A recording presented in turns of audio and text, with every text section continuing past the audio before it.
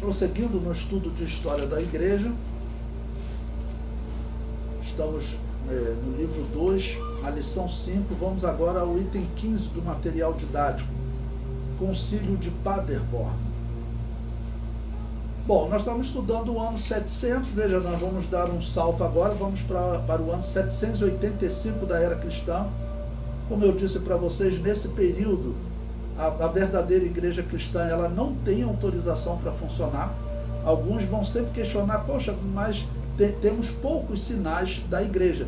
Mas nós veremos a igreja católica encontrando essa igreja, ok? Desse momento aqui que nós estamos, ano 785, em 300 anos, a Igreja Católica vai descobrir, vai criar a Inquisição para perseguir essa igreja. Então, uma questão que muitas pessoas perguntam no nosso meio, a Assembleia de Deus na história, essa igreja que não aceitava o batismo de recém-nascido, que é pentecostal, nós encontramos, vocês verão, no ano 1100, em cerca de 400 anos, a Igreja Católica vai encontrar uma igreja anabatista, pentecostal, e vai criar a Inquisição exatamente para perseguir essa igreja. Mas, na história em geral, o que acontecia? Nós acabamos de ver um rei da região da Inglaterra, da Nortúmbria, na época, não existia, claro, a Inglaterra atual, ali próximo do ano 700, que expulsou um grupo de cristãos porque esses cristãos não concordavam com o catolicismo romano. Isso era comum na Europa. Toda a Europa católica, ela perseguia, proibia, e se capturasse, ela torturava até a morte, normalmente na fogueira. Tá bom? Bom, então esse concílio de Paderborn, que aconteceu em 785 da era cristã, a Igreja Católica estabeleceu a perseguição aos praticantes de bruxaria. Veja, é claro que a bruxaria, né, se é que ela existe, ela é algo espiritual do mal. Toda a história sabe disso. Mas nós veremos também que a Igreja Católica, em cerca de 200 anos, foi encontrado um documento da Igreja Católica, em cerca de 200 anos, lembre-se, nós estamos aqui próximo do ano 800. Próximo do ano 1000, a Igreja Católica ela fez um documento proibindo o funcionamento das igrejas pentecostais. O que isso significa? Isso significa que existiam igrejas pentecostais. E ela diz que qualquer igreja que praticar o carisma, na época não era usado o termo pentecostal, era usado o termo carisma. Então a Igreja Católica diz, qualquer igreja que existisse carisma, ou existisse pentecostalismo, ou pessoas falando em línguas espirituais, tá bom? Essa igreja, essa seria considerada possessão demoníaca. Pentecostalismo para a Igreja Católica era considerado possessão demoníaca ou bruxaria. Muitas das pessoas que vocês vão ver na história morrendo por bruxaria podem ser pentecostais, que a Igreja Católica, se capturasse, ela acusava diante da população como bruxa ou bruxo, né? Mas normalmente havia uma perseguição entre as mulheres. As mulheres é que normalmente eram acusadas de bruxaria. E vocês sabem que na história o dom de profecia realmente ele parece que foi distribuído mais para as irmãs. Eu contei para vocês a história lá da igreja de Montano, né, do pastor Montano, em que os próprios católicos criticam duas irmãs que tinham o dom de profecia nessa igreja. Então, realmente era comum entre as irmãs. E o que ocorre? O catolicismo, ele então determina como sendo possessão demoníaca ou bruxaria, e ele diz o seguinte, olha, serão perseguidos e mortos. Bom, eu coloquei aí um artigo de um livro, que é um daqueles livros que eu sempre falo para vocês, esses livros, eles infelizmente olham para a história da Igreja Católica como sendo a história do cristianismo. Isso é muito ruim, porque eles pensam que o cristianismo estava matando. Nesse caso aqui, o catolicismo ele começa uma perseguição à bruxaria, né, dizendo que existiam mulheres que tinham espírito mal com elas, E assim eles normalmente queimavam essas mulheres na fogueira, né? Era uma coisa horrível. Pois bem, esse artigo é de um livro escrito por Ralph Brenda Lewis. O título do livro é História Negra dos Papas, Perversões, Assassínios e Corrupção no Vaticano. É pena que ele trata isso como sendo uma corrupção no cristianismo, essas mortes, né?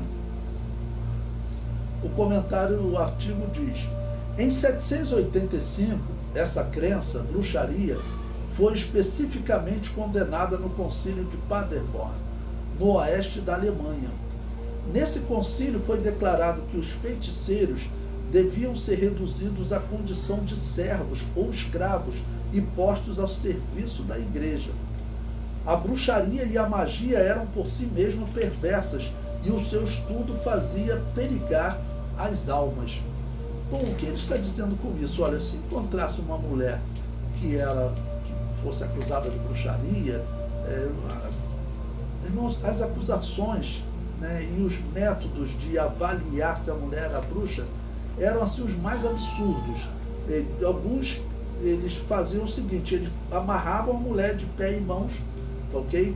Se ela afundasse, é porque ela não era bruxa, ok? Se ela boiasse, ela era bruxa. Só que a pessoa, claro, ela se batia para tentar fazer boiar, né? Porque a pessoa vai perder o fôlego, né? E, de alguma maneira tentando fazer, nada, se boiou, pronto, ia para ser morta, ok? E eles tinham balança que eles colocavam a mulher, aí falavam: olha, se ela for bruxa, a balança não se move, e a história comprova. Eles botavam um contrapeso, ok? Uma balança que não iria se mexer nunca, a não ser que a mulher tivesse 150 quilos. Então a mulher subia lá, olha aí, a balança nem se mexeu, pode matar, pode levar para a fogueira, ok? Eram as coisas mais absurdas. Bom, nessa região da Alemanha, lembre-se, a Alemanha, ela é uma região bárbara. Ela não é uma região tão bárbara quanto a Inglaterra. Falei para vocês que a Inglaterra, ela foi uma região que o Império Romano não conseguiu levar a civilização. Era uma escravidão, mas ele estava levando a civilização para essas regiões, né? Então a região da Alemanha, da França, da Espanha, elas foram totalmente dominadas por Roma. Roma dominou ela totalmente. A região da Inglaterra, o Império Romano desistiu. E desistiu, como eu falei para vocês, lá no ano 130, com o Imperador Adriano, porque era uma região dos bárbaros bem brabos, né? Que eles falavam que não desistiam de lutar, né? De se rebelar nunca, ok? Então haviam por ali pessoas, com certeza, que elas praticavam ainda algum tipo de bruxaria, né? Escondidos, como havia em Israel lá, nos dias do rei Saul, uma mulher que praticava bruxaria. Então, isso acontecia, ok? Aqui na região da Alemanha. O que essa pessoa, essa bruxa, vamos dizer que tivesse realmente, eles chamam de bruxaria, mas seria uma feiticeira lá do culto celta, que ainda estivesse agindo naquela região, que agora era a católica romana. Segundo essa lei, essa espírita, ela deveria ser levada para dentro de um convento, ficar trabalhando para a igreja. E aí nós vamos entender, irmãos, por que na história, vocês vão ver, até quando nós estudarmos os anos 1800, que existem movimentos satanistas, que nos anos 1800 surgiram muitos movimentos satanistas, ok? Surgiram movimentos satanistas dentro da Igreja Católica. Por quê? Por lei, se eles descobrissem uma bruxa ou uma feiticeira, ou eles matavam, ou eles colocavam como escrava a serviço da igreja. Então, claro que o resultado seria o quê? Essa pessoa vivendo ali na conversão forçada, essa pessoa nunca vai se converter. Não? A conversão não pode ser forçada, ela tem que ser voluntária. O homem tem que tomar essa decisão. O comentário prossegue. A Bíblia Sagrada condena a prática de bruxaria, mas a condenação é doutrinária, e as bruxas, se é que existiam, não deveriam ser perseguidas. Você não tem que matar a pessoa por ela praticar bruxaria, feitiçaria, se ela era sacerdote celta. Não, eles não têm que ser perseguidos. Eles têm que ser avisados: olha, você está enganado, só existe um Deus. Jesus Cristo disse que só existe um caminho, que Ele é o caminho. Todos os que vieram antes dele são ladrões e salteadores. Então vocês estão sendo enganados. Esse não é o caminho da salvação. Agora, pegar a pessoa, torturar ou aprisionar num convento para ela servir como escrava da igreja o resto da vida, é claro que isto está errado, né? O comentário prossegue. A história demonstra, como veremos mais à frente, que a Igreja Católica acusava os pentecostais de bruxaria, né? Bom, esse ponto que nós estamos estudando agora está na página 101, né? Está na página 101 do livro. Eles acusavam os pentecostais de bruxaria. Vocês verão na história casos, nós sabemos de pastores sendo mortos como bruxos e irmãs sendo mortas como bruxas. Por exemplo, tem uma irmã anabatista e um pastor anabatista. Nós vamos estudar sobre eles, mas a história deles é marcante. Eu falo para vocês. Vocês já devem ter ouvido falar na história das bruxas de Salem. No caso ali foram os protestantes. Os protestantes seguiam essa mesma doutrina católica. Os protestantes nos Estados Unidos, eles mataram um pastor e uma irmã e outras 17 pessoas. Ok? Esse pastor era pastor de uma igreja anabatista. O julgamento dele, a história diz, foi perguntado a ele: seus filhos são batizados? Ele falou: não, só o mais velho. E claro, eram os anabatistas, né, que nessa época já estavam sendo chamados de batistas também, tá bom? Batista não é uma igreja única. Hoje mesmo não existe uma igreja batista única, existem muitas igrejas batistas, ok? Inclusive igrejas batistas pentecostais, nós veremos, mais antigas que a Assembleia de Deus, nós veremos isso, porque, claro, nós estamos contando a história da igreja cristã, e na igreja cristã você vai encontrar sempre pentecostalismo. Era proibido, era perseguido. A Igreja Católica ordena que os reis ajudem a perseguir, porque senão a Igreja Católica ameaçava: a tua alma vai ficar no purgatório. Então os reis eram obrigados, né, a atender essas exigências dos papas, ok? O comentário prossegue, ainda na página 101. Os cristãos que falavam em mistério, falavam em línguas espirituais, ou seja, praticavam um carisma, eram acusados pelas autoridades católicas de serem bruxos. Bom, eu usei aqui as expressões que a história utiliza para descrever o pentecostalismo. Usar o termo pentecostalismo para fazer referência à igreja, tá bom, que pratica os dons espirituais, é recente, tá bom? Foi nos Estados Unidos. Por quê? Eles começaram a dizer: ó, isso é o mesmo que aconteceu no dia de Pentecostes. Mas o Pentecostes em si, ele é mais do que falar em línguas espirituais. Pentecostes, na profecia, ele é uma era. Ele é a era da igreja, a era dos gentios, o tempo em que Deus está lidando com os gentios. Tudo isso é Pentecostes. Pentecostes é um tempo. Mas no início desse tempo foi marcado com a virtude que Jesus Cristo prometeu aos cristãos. Então, por isso, recentemente foi chamado de Pentecostes. Mas ali no século 2, 3, 4, até esse período aqui, no 9º século, final do 8º século, né, já quase no 9º século, eles chamavam ainda de carisma. Lembrando, o que significa carisma em grego? Significa os dons espirituais. Carisma significa dom, dádiva. Aquelas igrejas que acreditavam nos dons espirituais, entre eles o dom de falar em línguas espirituais, o dom de variedade de línguas, o dom de profetizar, que são dons bem externos que você consegue verificar facilmente, né? Tá bom? Eles chamavam de carisma. Existem alguns casos que eles falam de línguas. Mais recentemente, começaram a falar de glossolalia, o caso do termo grego glossa, ou Pentecostes. Todos esses termos fazem referência, tá bom? falar em línguas espirituais e ter os dons espirituais, não só esse, mas a todos os outros, o dom da palavra da ciência, o dom da palavra da sabedoria, todos os dons espirituais. Dom no grego é carisma. Então, as igrejas que praticavam, mantinham esse dom, elas eram chamadas de igrejas carismáticas.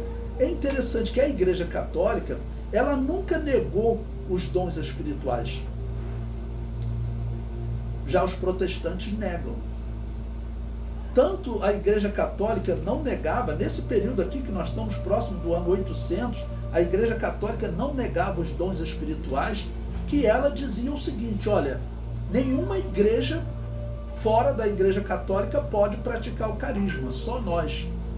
Se alguma igreja que não é católica praticar o carisma, será considerado possessão demoníaca, bruxaria. Então a Igreja Católica nunca negou os dons espirituais, porque é um absurdo você negar que os dons espirituais cessaram. Mas os protestantes negam. Eles são chamados de cessacionistas. Como você pode dizer que cessou esse dom que Jesus Cristo prometeu, chamando ele de revestimento? O termo grego para revestimento significa você se revestir de ousadia. É claro que você precisa dessa ousadia para pregar o evangelho nesse mundo que está falando tudo ao contrário. Mas os protestantes dizem que cessou, os dons espirituais cessaram. A Igreja Católica, ela não acredita que cessou, tanto que da década de 60 para cá, ela criou um pentecostalismo, ou um carisma, né? Ela diz que foi renovado o carisma nela.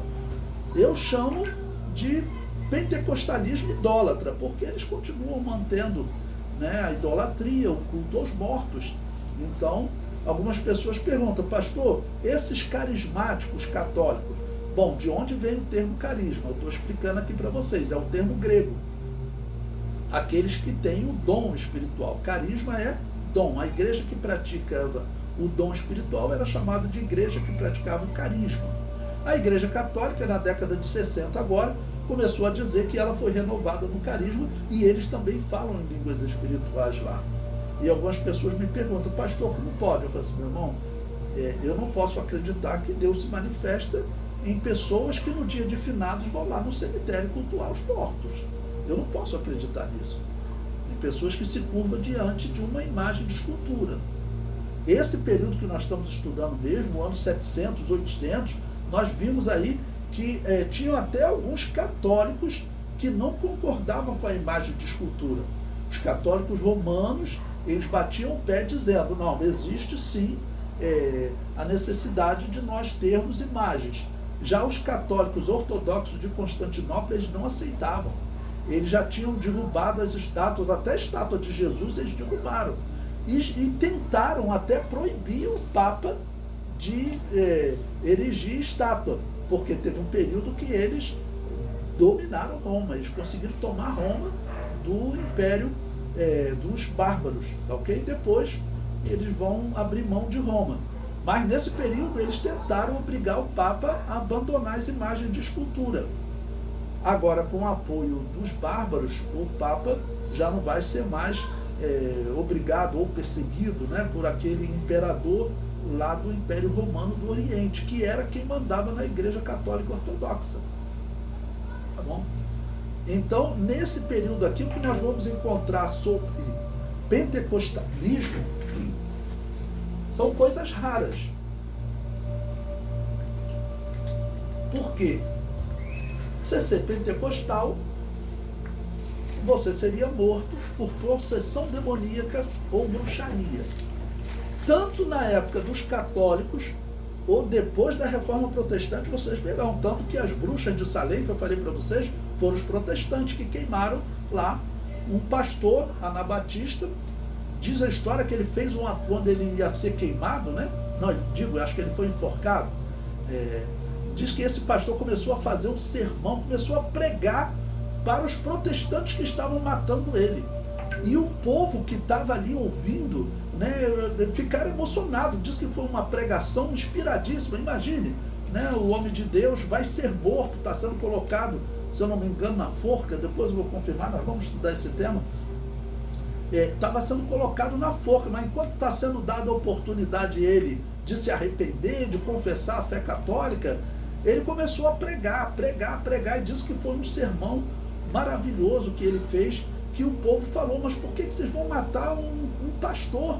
E disse que o protestante falou, ele não é um pastor autorizado. Por quê? Porque só pastores autorizados podiam pregar aonde os protestantes dominavam. E para ser um pastor autorizado, você tinha que praticar o batismo de recém-nascido, que é um batismo inválido para Deus. É um batismo inválido para Deus. Então, nesse período aqui, o ano 800, nós vamos ver, quer dizer, o próximo tema agora é o quê? É o Sacro Império Romano Germânico, né?